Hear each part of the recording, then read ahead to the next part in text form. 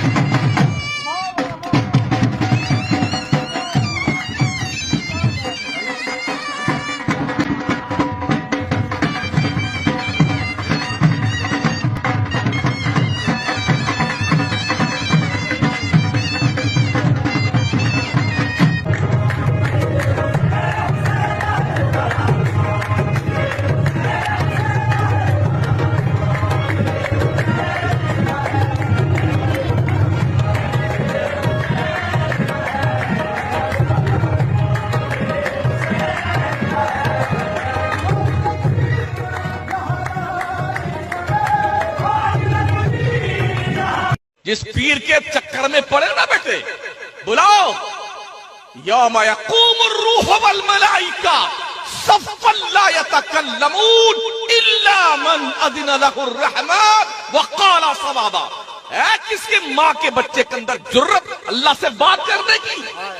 حشر کے میدان میں جبریل جیسا فرشتہ لرزتا کانپتا ہوگا اللہ کے دربار میں، رب سے بات کرنے کی جرت نہ ہوگی۔ بات وہ کرے گا جسے اللہ پرمیشن دے گا،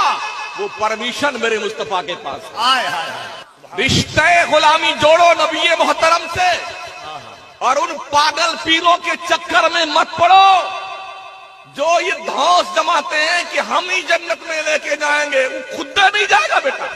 اب اس چندہ لینے والی ویڈیو کے اوپر بریلویوں کے اپنے مفتی کا بیان سنیں، جنہوں نے کوشش کی ہدایت پانے کی اور اللہ پاک نے ان کو ہدایت عطا فرمائی۔ آپ سب سے پہلے اس مولوی صاحب کا بیان سنیں۔ اب ایک منٹ کے لیے سوچ کے مجھے آپ جواب دیجئے گا، 10 روپے سے لے کے 5000 تک لوگوں نے چندہ دیا ہوگا، اور یہ کم سے کم بھی نہ، کم سے کم لاکھوں روپیہ چندہ ہوگا۔ اب جو آپ سے اپنی خانقاہ کو چلانے کے لیے، اپنے گھر کو چلانے کے لیے، اپنے عملے کو، اپنی سیکیورٹی کو، یعنی کہ خود اور اپنے سے جڑے ہر رشتے کو فیسیلیٹیٹ کرنے کے لیے 10 روپے سے لے کے 5000 تک کا مقروض ہے، 10 روپے سے لے کے 5000 تک آپ سے بھیک مانگتا ہے، آپ اس کے آگے سجدہ بھی کرتے ہیں، آپ اس کے آگے جھکتے ہیں، آپ ان سے بھیک مانگتے ہیں، ان کو پیسے دے کے پھر انہی سے بھیک مانگتے ہیں، ہمارا کاروبار چلا دیں، ہمیں اولاد عطا کر دیں۔ میرے بھائی، یہ جو محنت کر کے یہ جو آپ اپنا مال کماتے ہیں نا، یہ عطا کرنے والی ذات بھی اللہ کی ہے، اور سب سے بڑی بات، وہ اپنے اوپر کچھ بھی نہیں مانگتی آپ سے، وہ تو صرف یہی چاہتی ہے کہ آپ انہیں سجدہ کریں، ان پر ایمان رکھیں، آپ کو وہ اس دنیا کے اندر بھی اپنی نعمتوں سے نوازیں گے اور روز قیامت والے دن بھی اپنی نعمتوں سے نوازیں گے۔ پوری تقریر لے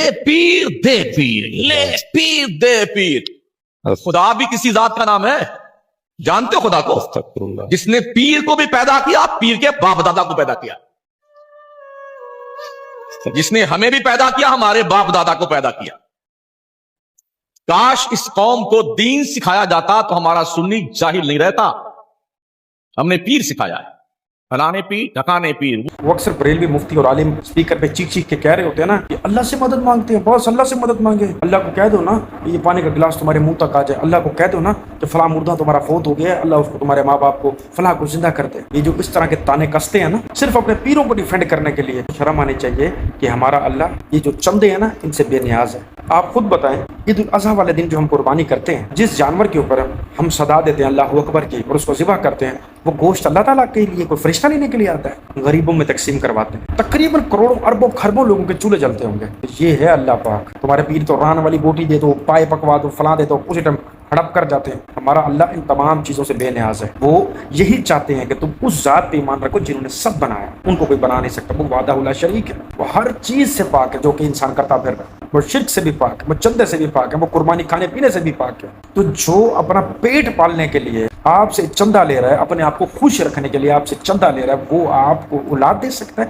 وہ آپ کے نصیبوں کو بدل سکتا ہے؟ اللہ تو یہودیوں کی بھی مدد کر رہے ہیں، تو پھر کیا یہودیوں پہ بھی ایمان رکھ لیا جائے؟ یہودیوں میں بھی آپ دیکھ لیں کتنے کروڑوں خربوں پتی لوگ ہیں، یہودیوں کے ہاں بھی تو ایسا ہوگا، ہندوؤں کے ہاں بھی تو ایسا ہوگا کہ فلاں پنڈت کا ہاتھ سر پہ رکھوا لو تو سر کا درد دور ہو جائے گا، تو پھر پہنچ جائیں وہاں پہ۔ تو مطلب اس چیز سے سمجھنے کو کیا ملتا ہے؟ اللہ شفا سب کو دیتا ہے، چاہے وہ کافر ہے، چاہے وہ اللہ پہ ایمان رکھتا ہے یا نہیں رکھتا، لیکن جیسے اس آنکھ سے پردہ ہٹا اور وقت نظر آیا، چمڑی ادھڑنا شروع ہوگی اور نہ جانے کب تک ادھڑتی چلی جائے گی کہ تم ان لوگوں کو پکارتے تھے، دیکھو وہ کہاں ہیں، ابھی بھی وقت ہے ایمان لے آؤ صرف اللہ وحدہ لا شریک پہ، کہ ان کے سوا کوئی کچھ نہیں کر سکتا، اولاد، پیسہ، کھانا پینا، اور یہ جو ہم سے چندہ لے کے کھاتے پیتے ہیں یہ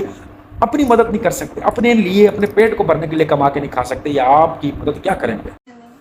انج لگدا ہے جویں باکر شاہ میرے باغ جگاون آ گیا، ہائے سیونی میرا سید میرے باغ جگاون آ گیا، سیونی میرا سید میرے باغ جگاون آ گیا۔ اب اس ویڈیو میں موجود جو شخص آپ کو بیڈ پہ نظر آ رہا ہے وہ خود کو سید کہتا ہے، اور سید کا مطلب ہوتا ہے آپ علیہ السلام کے گھرانے سے خود کو تشبیہ دینا کہ میری نسل، میرا نسب آپ علیہ السلام کے ساتھ جا کے ملتا ہے، یعنی کہ انہی کے گھرانے سے ہی ہمارا تعلق ہے۔ تو میرا صرف ایک معصومانہ سا سوال ہے، حضرت امام مہدی علیہ السلام کا ظہور باقی ہے، جب وہ آپ علیہ السلام کے دین اور ان کے گھرانے کی نمائندگی کرنے کے لیے اس دنیا میں آئیں گے اللہ پاک کے حکم اور کرم سے، تو کیا وہ اسی طرح سے بیڈ پہ بیٹھ کے سامنے کماری لڑکیوں سے گانے سنیں گے، اپنی تعریف میں قصیدے سنیں گے؟ اس طرح سے دوسری عورت جوان برہنہ حالت میں امام مہدی علیہ السلام کے پیر دبا رہی ہوں گی، اور وہ کیا ان تمام چیزوں کو، اس پیٹرن کو پسند کرتے ہوں گے؟ یہ بدتمیز لوگ اور جاہل لوگ جنہوں نے خود کو خود سید بنایا ہوا ہے صرف عزت بٹورنے کے لیے اور مال بٹورنے کے لیے، ان کو یہ شرم نہیں آتی